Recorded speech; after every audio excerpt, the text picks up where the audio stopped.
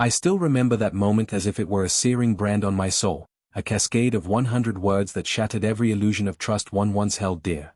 In the dead of night, I received a call that sent shockwaves through my being.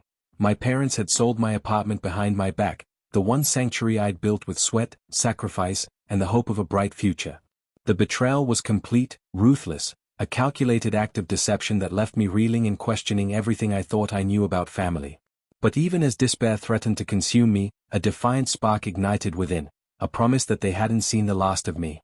It all began on a cool autumn evening when I returned home from a long day at work. I unlocked the door to my apartment, my little haven in the city that I'd poured my heart into, the place that held memories of laughter, quiet mornings, and dreams of tomorrow, and was met not with the familiar warmth of home, but with an eerie emptiness. The lights were off, and a lingering silence hung in the air like a heavy curtain. Something was off, and a cold pit of dread formed in my stomach. I searched every room, my heart pounding louder with every unanswered question. There, in the hallway, I discovered an envelope on the floor. Its envelope was pristine, yet something about it felt ominous. With trembling hands, I opened it and found a letter from my parents, a letter that explained, in formal yet heartless terms, that they had sold my apartment to an unknown buyer. I reread the words, each line a stab of betrayal. They claimed it was for our collective future and to resolve some long-standing financial matters, but the truth was as clear as ice in my veins. I had not been consulted, not even a single phone call or whispered conversation to warn me of this drastic move. Every cherished memory of the apartment, the long nights spent decorating, the countless moments of solitude and inspiration, the security I felt in that space, now felt like a cruel joke. The walls that had once echoed with my laughter and dreams now seemed to mock me with their emptiness. I sank onto the floor, the letter clutched tightly in my hand, and allowed the shock to wash over me. I had trusted my parents, believed in their love and their guidance, and now I was abandoned in the very place I called home. As the hours passed, the initial shock gradually turned into a storm of anger and despair. I replayed every moment from the past few weeks, every dinner conversation, every offhand remark, that I had once brushed aside. There were hints, subtle and fleeting, that perhaps my apartment held more sentimental and financial value than I had ever realized. Had they secretly grown envious of the life I had built there? The betrayal was personal, crushing my pride and shaking the foundation of my identity. Determined to find answers, I called my parents. The phone rang, and when they finally answered, their voices were calm, almost too composed. They explained that selling the apartment was a decision made for our mutual benefit, and that they had handled all the details without bothering me. You wouldn't understand, it's for the best.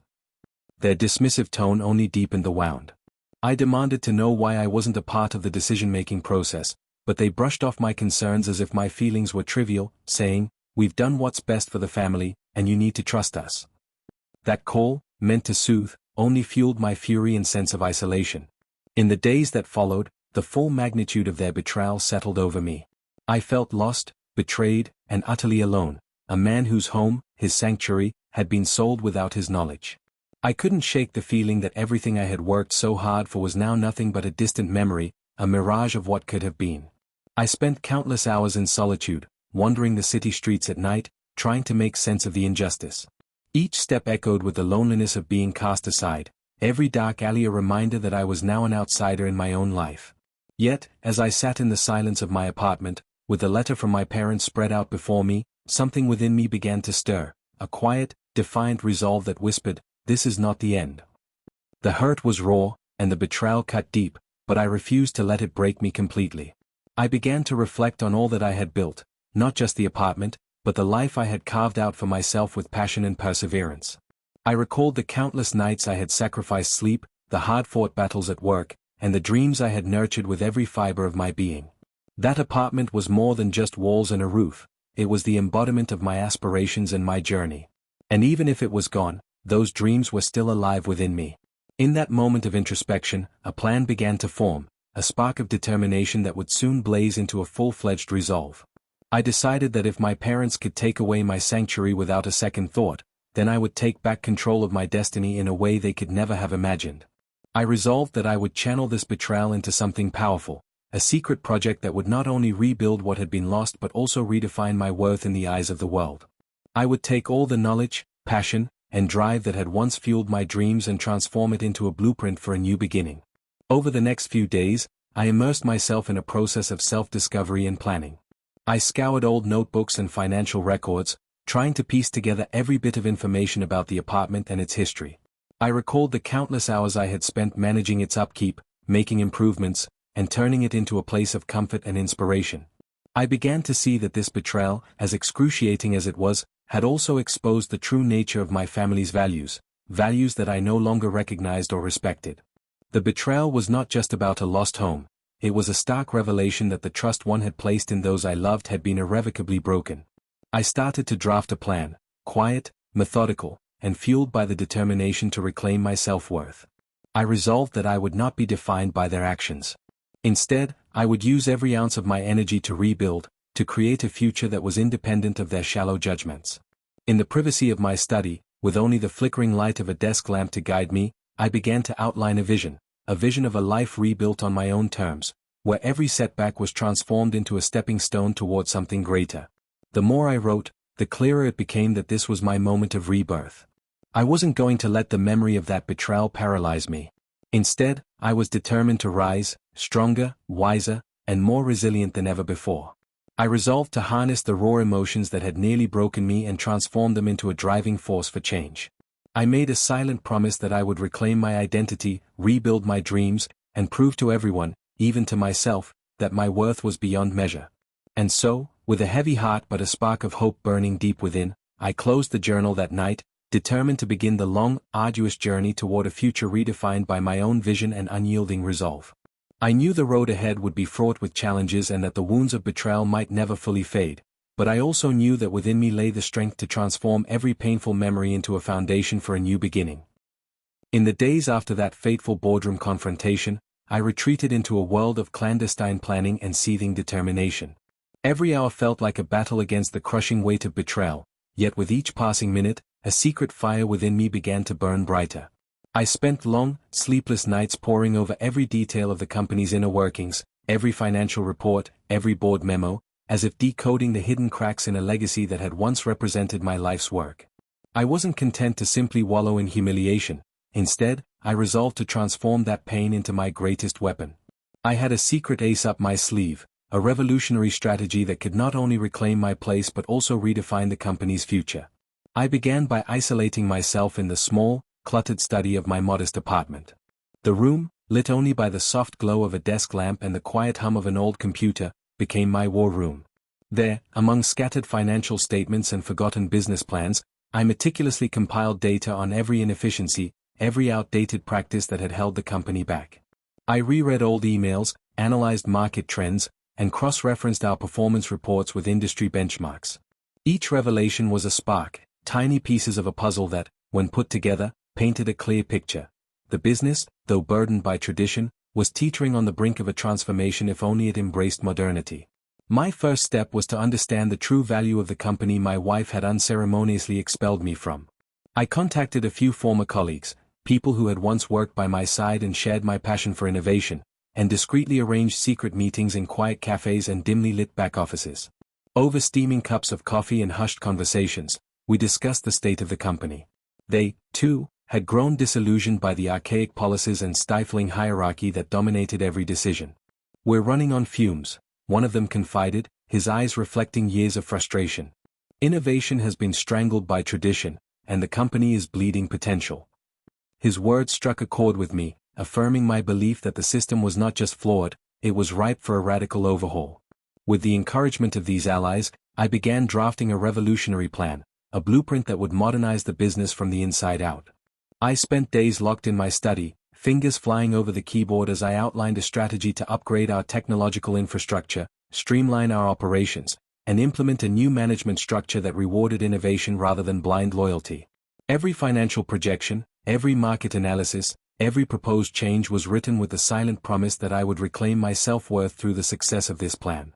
I envisioned a company that could compete in a fast-paced digital era, a company that would no longer be shackled by outdated practices, but instead would surge forward, driven by fresh ideas and the ambition of those willing to embrace change. Each piece of my plan was a direct retort to every dismissive word I had endured. I recalled, with painful clarity, the way my wife had sneered, "You're out," and how those words had echoed in the boardroom, leaving me feeling utterly devalued. Now, every calculation in my spreadsheet, every innovative concept in my presentation, was a declaration that I was more than their scorn, a man of vision and resilience.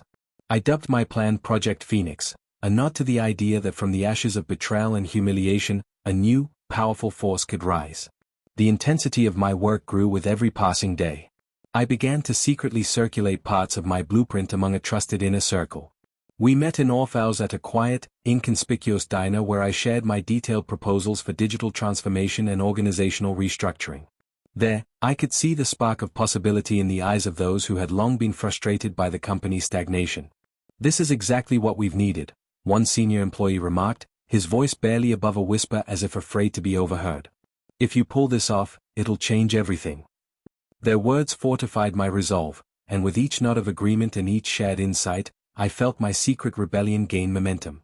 As I built this plan, I also wrestled with the raw emotions gnawing at my core. I often found myself sitting by the window of my apartment, watching the city lights flicker in the distance as memories of betrayal and humiliation played on an endless loop in my mind. The sting of that day, my wife's dismissive tone, the sneers of her friends, the crushing finality of "you're out," was a constant reminder of the personal cost of this corporate war. Yet, amid the darkness, I discovered a flicker of clarity. The pain was a catalyst, a brutal teacher that was forcing me to dig deeper into my own strengths. I began to realize that I had always possessed an inner reservoir of resilience, one that had been dulled by years of being undervalued. The more I transformed my anger into action, the more that hidden strength emerged, guiding my every decision. I also sought solace in revisiting my own history, a journey through old photographs, forgotten mementos, and the silent testimonies of a time when I believed in the power of partnership. I remembered the long nights when I had toiled tirelessly, the sacrifices I made to secure a future for us, and the moments when I had dreamed of leading this company to greatness. Each memory, painful as it was, became a stepping stone, a reminder that I had built something valuable, something that was worth fighting for.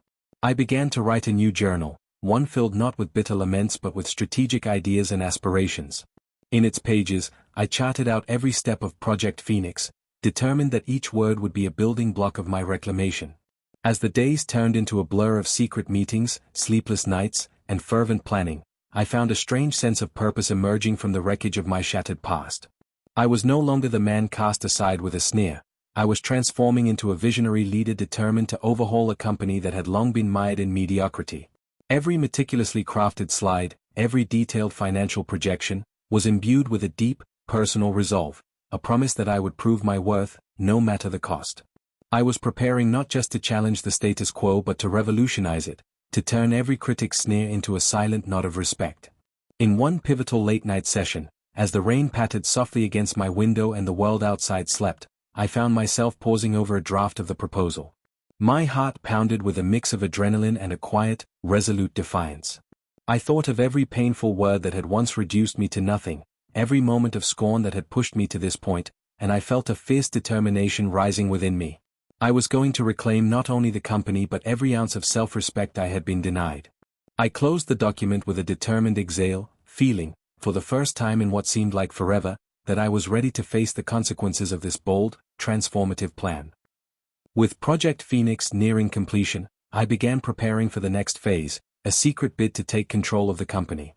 I meticulously organized every piece of evidence, every statistic, every innovative proposal into a confidential dossier. This dossier, locked away in a secure folder on my computer, was more than just a business plan. It was my manifesto, my personal declaration that I was more than the sum of their doubts and dismissals. It was a promise to myself that I would not be defined by betrayal, but by my capacity to rise above it and lead with integrity and vision. Yet, even as I prepared for this corporate coup, I couldn't completely ignore the personal wounds that still festered beneath the surface.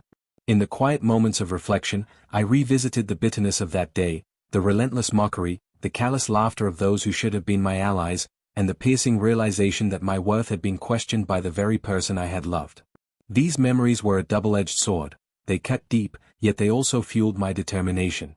I began to see that every scar, every painful reminder, was a testament to the battles I had fought and the strength I had forged. I resolved to channel that raw emotion into every aspect of my plan, to transform every hurtful memory into a stepping stone toward a future where my worth was undeniable. As the weeks wore on, I began to see signs that my secret efforts were gaining traction.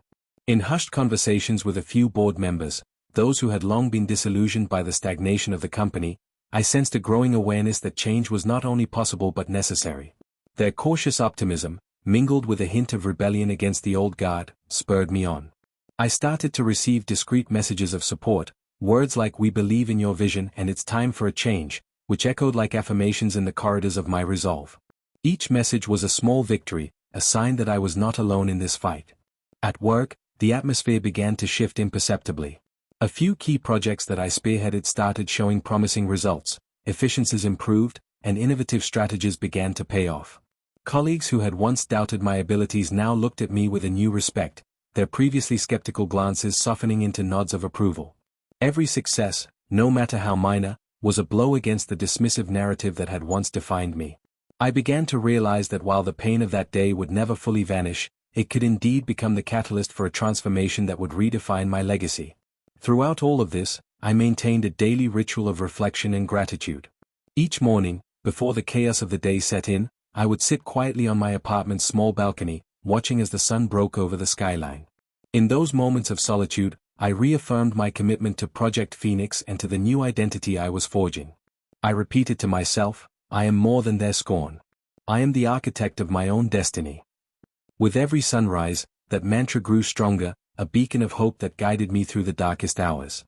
One particularly poignant afternoon, as I sat in a quiet cafe reviewing the latest updates to my proposal, I received a message from an old friend who had once been my mentor, a man who had always seen beyond my setbacks. "You're on the right path," his message read simply. "Keep building, your future is waiting." Those words, brief yet powerful, bolstered my spirits and reminded me that my journey was not in vain. I took a moment to savor that encouragement, feeling a renewed sense of purpose ripple through me. I knew that the road ahead would be fraught with challenges and inevitable confrontations, but I was ready. I had transformed the sting of betrayal into a blueprint for a new era, an era where I would reclaim my rightful place and prove, beyond a shadow of a doubt, that I was worth every ounce of effort and every sacrifice I had made. As I wrapped up another late-night planning session, my eyes tired but my mind alight with determination, I closed my laptop with a resolute click. My dossier was complete, my strategies were set, and my secret blueprint for Project Phoenix stood as a testament to the unyielding power of resilience. I knew that the next phase, the bold move to challenge the very foundation of the company, would be the most dangerous and daring step yet.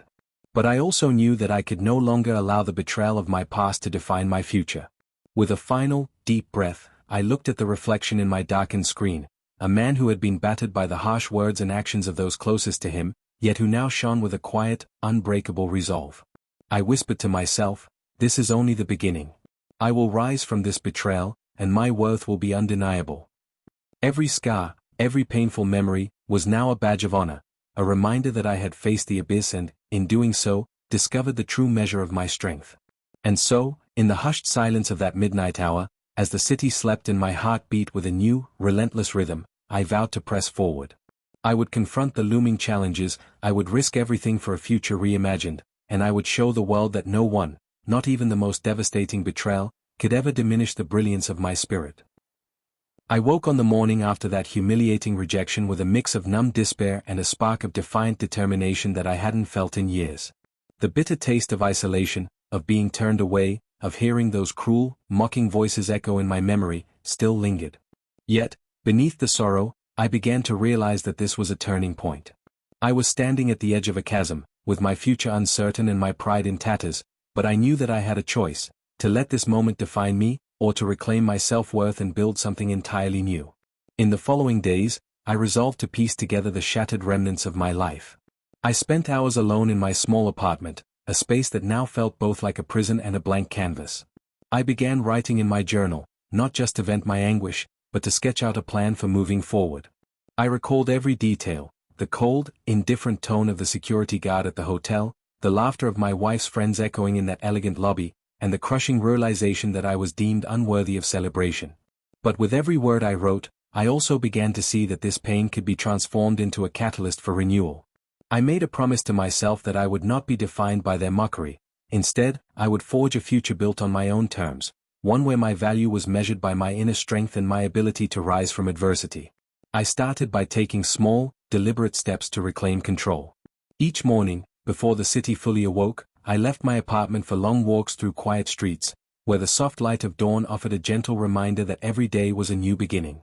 I allowed myself to feel the chill of the early air, to listen to the hushed sounds of the waking world, and in those moments, I silently repeated a mantra: I am worthy. I am enough. I define my own destiny. These solitary walks slowly replaced the heavy despair that had threatened to overwhelm me with a sense of quiet determination. In parallel, I began re-evaluating my priorities. I reconnected with old passions, reading books on personal growth and resilience, listening to music that stirred deep emotions, and even dusting off my guitar to play songs that once brought me solace. Every note I strummed became an act of defiance against the cruelty of that day. I poured my heart into creative writing as well, channeling my raw emotions into essays and poems that captured not just the pain of rejection but the hope of transformation. I started a personal blog where I shared fragments of my journey, and to my surprise, readers reached out with stories of their own betrayals and recoveries. Their empathy reminded me that while my pain was intensely personal, it was also part of a larger human experience, and that by sharing my truth, I could help others find their way through darkness. At work, the sting of that rejection spurred a silent revolution. I had always taken pride in my contributions, believing that my tireless efforts had built the foundation for a better future. Now, I channeled the bitter emotions into renewed professional vigor. I began pitching innovative ideas, initiating projects that pushed the boundaries of what we had once thought possible, and steadily earning the respect and acknowledgement that I had longed for. Every small success, a new client, a project completed on time, even a nod of approval from a skeptical colleague, served as a testament to the fact that my worth was not defined by one humiliating moment. Instead, it was measured by my capacity to innovate, lead, and inspire others. But perhaps the most transformative change was the shift in how I viewed myself. I realized that the rejection I experienced that fateful day was not a measure of my intrinsic value but a reflection of someone else's shallow judgment. My wife's decision to exclude me from that celebration, coupled with her friends' mocking laughter, had wounded me deeply, but it had also awakened a part of me that had been dormant for far too long, the fierce, unyielding desire to live authentically. I began to set boundaries not only with others but with myself, rejecting self-doubt and embracing my right to pursue happiness on my own terms. I reminded myself that I was more than a footnote in someone else's narrative. I was the author of my own story, and it was time to reclaim my voice. One pivotal moment came on a cool afternoon when I attended a small gathering of old friends, people who had known me long before the pain of that rejection. As we sat in a cozy cafe, I shared the raw, unfiltered details of that day, and instead of pity, I received a chorus of support and encouragement. "You've always been the strong one friend said, his eyes reflecting a mixture of admiration and sorrow. Let this be the start of a new chapter, one where you're in charge of your own destiny." Their words bolstered my resolve. I realized that while the scars of that day might never fully fade, they would no longer be the measure of my worth. Instead, I would use them as reminders of the strength I had discovered in myself, a strength that could turn betrayal into the fuel for a brilliant comeback. With that renewed spirit, I began mapping out a vision for my future. I drafted plans for personal projects that excited me, a new business idea that had been brewing in my mind, further studies to sharpen my skills, and even a series of small trips to rediscover the beauty of the world beyond the confines of that painful memory. Each goal, no matter how modest, became a building block for a future defined by resilience and self-belief. I also re-evaluated my relationships, distancing myself from those who had thrived on my pain and reaching out to those who could offer genuine support and encouragement. As the days turned into weeks, I noticed subtle yet undeniable changes. The heavy weight of rejection began to ease, replaced by a quiet, persistent hope. I no longer felt like a victim of circumstance. Instead, I began to see myself as a survivor, a person with the power to transform even the darkest moments into a foundation for new beginnings. Every time I recalled the harsh words that had once cut me so deeply, I reminded myself that they were not a verdict on my value but merely a moment in time that I had the power to overcome. One evening, as I sat on my apartment's balcony under a sky splashed with the colors of sunset, I took a long, contemplative breath and looked out at the city below. I could feel the pulse of life, steady and relentless, reminding me that despite every setback, the world continued to turn, and with it, my chance to rebuild. I whispered a promise to the fading light: I will reclaim my future. I will build a life that reflects my true worth, a life where I am respected, valued, and free to be who I am. It was a small, quiet vow, but in that moment, it felt like the first step toward a new dawn. In the quiet aftermath of that transformative realization, I began to integrate every lesson I had learned. I reconnected with my passions, redefined my professional goals, and most importantly, started to rebuild my self-esteem brick by brick. I began to see that every scar was a story, a testament to the battles I had fought and the strength I had mustered. I recognized that my worth was not something to be measured by the dismissive words of others, but by the perseverance, creativity, and love I brought to the world each day. Now, as I stand on the threshold of this reimagined future, I carry with me the indomitable spirit of a man who has weathered betrayal and emerged stronger for it. The journey was long and painful, a journey marked by sleepless nights, quiet tears, and moments of raw, unfiltered anger, but it has also been a journey of incredible growth. I have learned that true resilience is not the absence of pain, but the courage to face that pain, to learn from it, and to transform it into a stepping stone toward a life filled with hope, purpose, and fulfillment. Every new sunrise brings with it a promise that I will no longer be defined by the shallow judgments of others or by the actions that once sought to diminish my worth. I have rebuilt my life from the ruins of betrayal, crafting a future that is uniquely, unapologetically mine. And though the road ahead remains uncertain, I now move forward with the unwavering belief that every setback is a setup for an even greater comeback. I am no longer the man who was cast aside. I am the architect of my destiny, ready to write the next chapter of my life with passion, determination, and the unyielding resolve to prove that my worth is limitless.